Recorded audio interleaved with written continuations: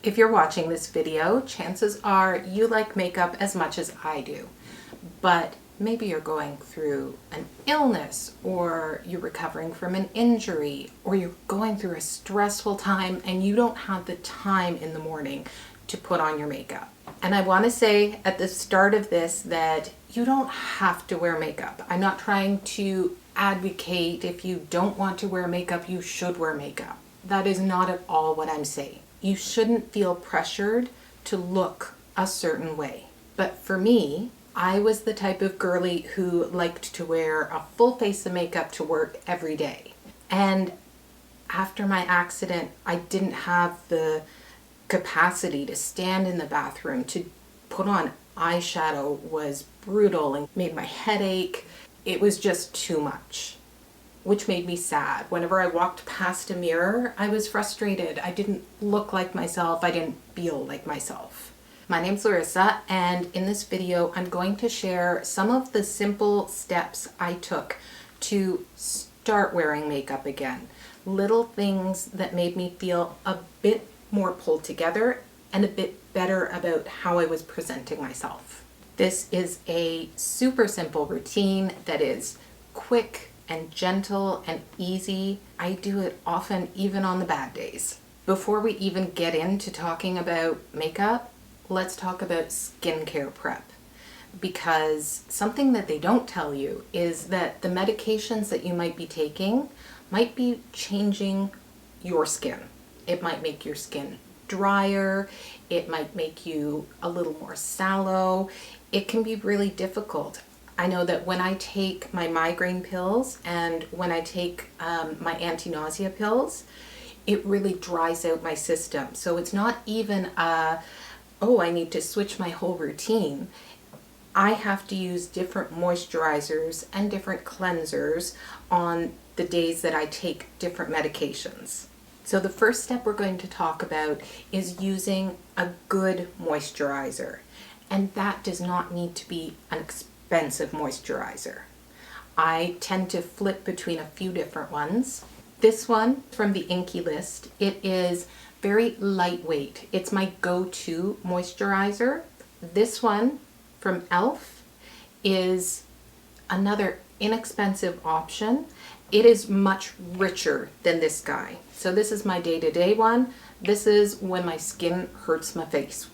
And then this one, I recently got this on Amazon. I've only used it a couple of times now. This one is really inexpensive. I believe it was about $20 for this whole vat of cream. And it's working well on the days when my skin is a little drier. It's specially formulated for sensitive skin, so that's a nice bonus. Properly hydrating your skin is going to make you feel comfortable. It's going to make you feel more refreshed, and it's also going to help your skin to look its best before you even put anything on it. If you're thinking, I don't have the energy when I get out of the shower, I am done, I need to go sit down, lie down, whatever, maybe don't keep your moisturizer in the bathroom. Keep it next to your sofa or next to your bed. While you're healing, make things as easy as possible.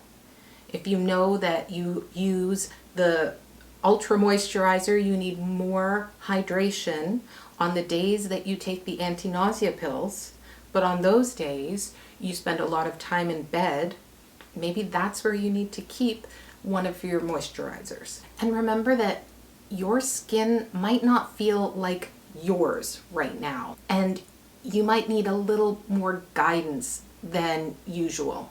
I am a go to Sephora, check out what there is, try it out kind of girly. I don't usually go in and ask for advice, but now I have been asking for a little bit more guidance. I know that they've got mists, so moisturizing mist that you can just spray on your face. So reach out to professionals and ask them for their advice.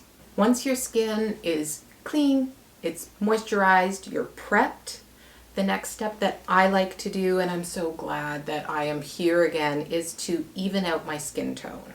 There are a few ways of doing this. I found two things that work for me are BB creams.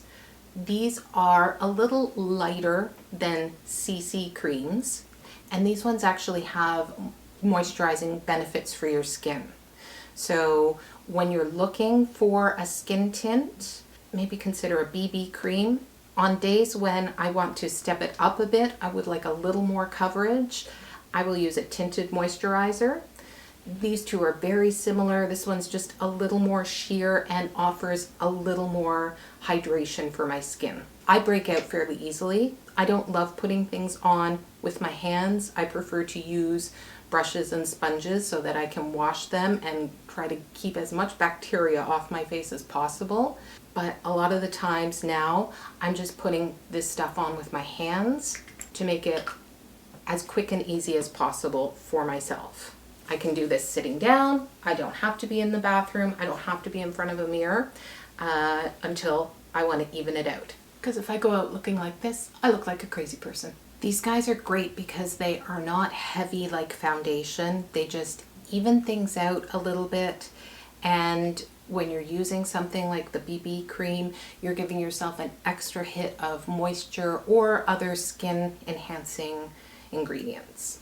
This isn't foundation. It's not going to make your skin look perfect, but it helps me to feel a little more confident and like I've got a little bit of a glow.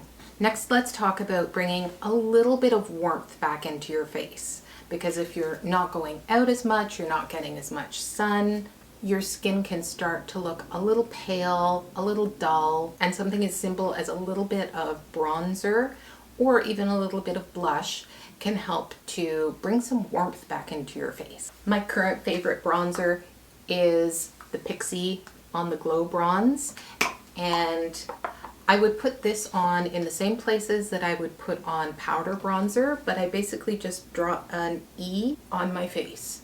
Basically the high points where the sun would naturally hit me, a little bit on my nose, and then blend, blend, blend.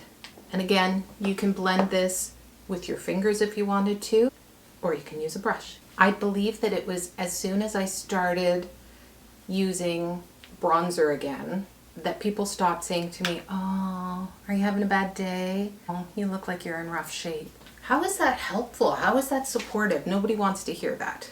So even on the crummy days when I feel a little gross and I haven't slept well, a little bronzer goes a long way.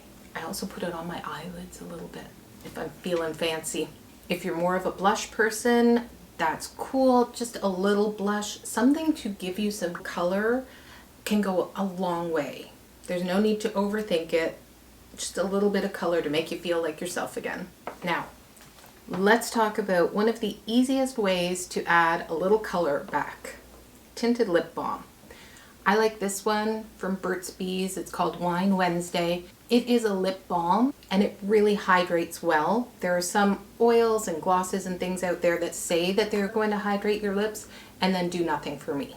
This one, I like the feel of it. I don't feel like it looks like a lipstick. It just gives my lips a little bit of color. And if you're doing a lot of vomiting, you know that you'll look a little peaked. So this helps. That being said, if you are on medication that really is drying out your skin, if you are throwing up a lot and your mouth is really dry and your lips are getting cracked, it might be time to get something better than chapstick. These are a couple of options that I really like. They are ultra hydrating, they are great for my lips, and they were not too expensive. I find that anything from the Inky list or from the Ordinary are reasonably priced and great quality.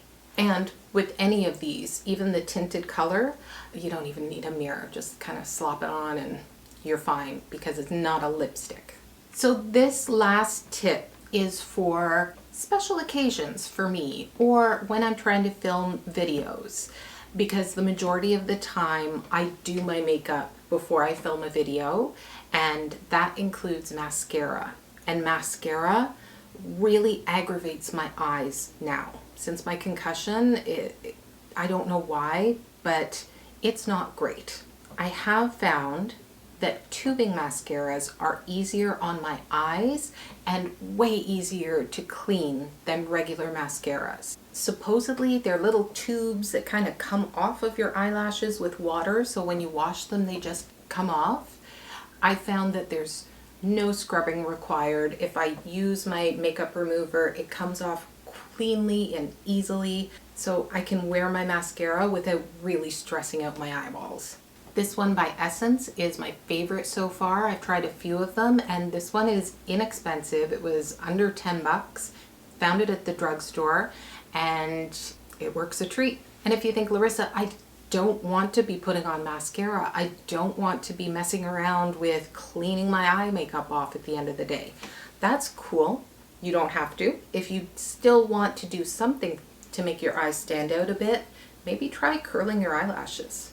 It helps them to look a little more open, so you look a little more awake, so less people say to you, did you not sleep well last night? Again, do what feels best for you. If you take one thing from this video, I hope it is this. You are healing, and healing takes time. You don't need to rush back to looking normal again or doing your whole makeup routine. Take it easy on yourself and cut yourself a ton of slack. Nobody looks great when they're ill.